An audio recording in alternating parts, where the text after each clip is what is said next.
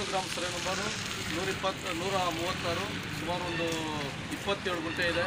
ಇದು ಸರ್ಕಾರಿ ಜಾಗದಲ್ಲಿ ಸುಮಾರು ಒಂದು 30 ವರ್ಷದಿಂದ ಕಟ್ಟಿ ಇವರಿಗೆ ಎಲ್ಲ ಮೂಲಭೂತ ಸೌಕರ್ಯಗಳಂದರೆ ಪಂಚಾಯತಿಯಿಂದ ಕರೆಂಟ್ ಆಗ್ಬೋದು, ಕರೆಂಟ್ ಆಗ್ಬೋದು, ಮತ್ತು ಕುಡಿಯೋ ನೀರು ಆಗ್ಬೋದು, ಎಲ್ಲ ಸ್ಪೆಷಾಲಿಟಿ ಇದೆ. ಬಟ್ ಆದರೆ ಇವರಿಗೆ ರಸ್ತೆ ಮತ್ತು ಚರಂಡಿ ಮತ್ತು ಇವರಿಗೆ ಎಲ್ಲ ಮನೆಗಳಿಗೂ 94C ಏನು ಅಕ್ರಮ ಸಕ್ರಮ ಅಡಿಯಲ್ಲಿ 94Cಗೂ ಸಹ ಅರ್ಜಿ ಹಾಕಿದ್ದಾರೆ.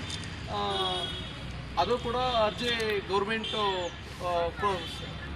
ಪ್ರೋಸೆಸ್ಸಲ್ಲಿದೆ. ಅದು ಬಂದಿದ ತಕ್ಷಣ ಶಾಸಕರು ಹೇಳಿದ್ದಾರೆ ನಿಮಗೆ ಹಕ್ಕುಪತ್ರ ಹಾಕ್ಕೊಡ್ತೀವಿ ಅಂತ ಹೇಳಿದ್ದಾರೆ. ಮತ್ತು ಇಲ್ಲಿರ್ತಕ್ಕಂಥ ಜನ ಇಷ್ಟಿನೂ ಮೂಲ ಸೌಕರ್ಯ ಇಲ್ಲದೆ ತುಂಬ ತೊಂದರೆಯಲ್ಲಿದ್ದರು. ಆದರೆ ಇವತ್ತು ಏನು ನಾರಾಯಣ ಸ್ವಾಮಿ ಅವರು ಹಿಂದೆ ಆದಂಥ ಸಚಿವರು ಅವರು ಸುಮಾರು 18 ವರ್ಷ ಆಡಳಿತ ಮಾಡಿದ್ರು.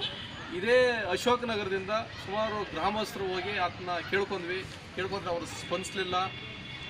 ಅದೇ ಈಗ ಬಿ ಶಿವಣ್ಣವರು 5 ವರ್ಷದಲ್ಲಿ ಅವ್ರನ್ನ ಹೋಗಿ ಸುಮಾರು 2 ಸರಿ ಹೋಗಿ ಭೇಟಿ ಮಾಡಿ ಮನವಿ ಕೊಟ್ಟಿದ್ದೀವಿ.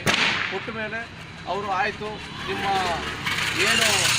ನಿಮ್ಮ ಸಮಸ್ಯೆಗಳಿದೆ ಅದನ್ನು ನಾನು ಮೂಲ ಸೌಕರ್ಯಗಳು ಸ್ಪಂದನೆ ಮಾಡ್ತೀನಿ ಅಂದ್ಬಿಟ್ಟು ಹೇಳಿ ಕೂಡಲೇ ಅವರು ತೆಗೆದುಕೊಂಡು ಮತ್ತು ನಮಗೆ ಒಂದು ಬೋರು, ಇಲ್ಲಿ ಕುಡಿಯೋ ನೀರು ತುಂಬ ಸಮಸ್ಯೆ ಇತ್ತು, ಮತ್ತು ಕೊಳವೆ ಬಾವಿಗೂ ಒಂದು ಸ್ಯಾಂಕ್ಷನ್ ಮಾಡಿಕೊಟ್ಟಿದ್ದಾರೆ.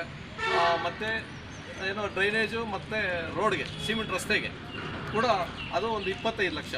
ಇಲ್ಲಿ ಮತ್ತು ಮುತ್ತನೂರಲ್ಲಿ ಶನಿಮಾತ್ಮ ಟೆಂಪಲ್ ಪಕ್ಕ ಅದು ಸರ್ವೆ ನಂಬರು 62ರಲ್ಲಿ ಗುಂಡುತೋಪಾಗಿದೆ. ಅದು ಕೂಡ ಗೌರ್ಮೆಂಟ್ ಲೆವೆಲ್ ಗೆಜೆಟ್ಗೆ ಹೋಗಿದೆ.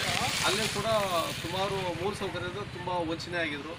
ಅಲ್ಲಿ ಕೂಡ ನಾವು ಪಂಚಾಯತಿಂದ NOC ಕೊಡಿಸಿ ಕರೆಂಟ್ಗಳೆಲ್ಲ ಮಾಡಿಸಿದ್ದೀವಿ, ಮತ್ತು ಕುಡಿಯೋ ನೀರು ಪೈಪ್ಲೈನೆಲ್ಲ ಹಾಕ್ಸ್ಕೊಟ್ಟಿದ್ದೀವಿ. ಈಗ ಶಾಸಕರು ಬಂದು ಇವತ್ತು ಅಲ್ಲಿ ಕೂಡ ರಸ್ತೆ ಆಗ್ಬೋದು ಮತ್ತು ಚರಂಡಿಗೆ ಚಾಲನೆ ಕೊಟ್ಟಿದ್ದಾರೆ ಕಾಮಗಾರಿಗೆ. ನಾವು ಏನಿಲ್ಲ ಅಶೋಕ್ ನಗರ ಗ್ರಾಮಸ್ಥರ ಪರವಾಗಿ ನಾವೆಲ್ಲರೂ ಕೂಡ ಬಿ ಶಿವಣ್ಣವರಿಗೆ ಅಭಿನಂದನೆಗಳನ್ನು ಸಲ್ಲಿಸ್ತೀವಿ. 30 ವರ್ಷದಿಂದ ನಾವು ಇಲ್ಲಿದ್ದೀವಿ, ಏನು ಸೌಕರ್ಯನೂ ಹೊಂದಿಲ್ಲ. ಈಗ ಬಿ ಶಿವಣ್ಣವ್ರ ಮನೆಯಿಂದ ಇದು ರಸ್ತೆದು ಮತ್ತು ಚರಂಡಿದು ಪ್ಲಸ್ ನೀರಿನ ಸೌಕರ್ಯ ಮತ್ತು ಹಕ್ಕುಪತ್ರ ಇದೆ, ಚರಂಡಿ ಹಕ್ಕುಪತ್ರಗೆ ಎಲ್ಲ ಇದು ಮಾಡ್ಕೊಡ್ತೀನಿ ಅಂತ ಹೇಳಿದ್ದಾರೆ. 25 ಲಕ್ಷ ಫಂಕ್ಷನ್ ಆಗಿದೆ ಅಂತಲೂ ಹೇಳಿದ್ದಾರೆ. ಎಲ್ಲ ಮಾಡ್ಕೊಡ್ತೀನಿ ಅಂತ ಹೇಳಿದ್ದಾರೆ. ಪೂಜೆನೂ ಇವತ್ತು ಭೂಮಿ ಪೂಜೆನೂ ಆಗಿದೆ.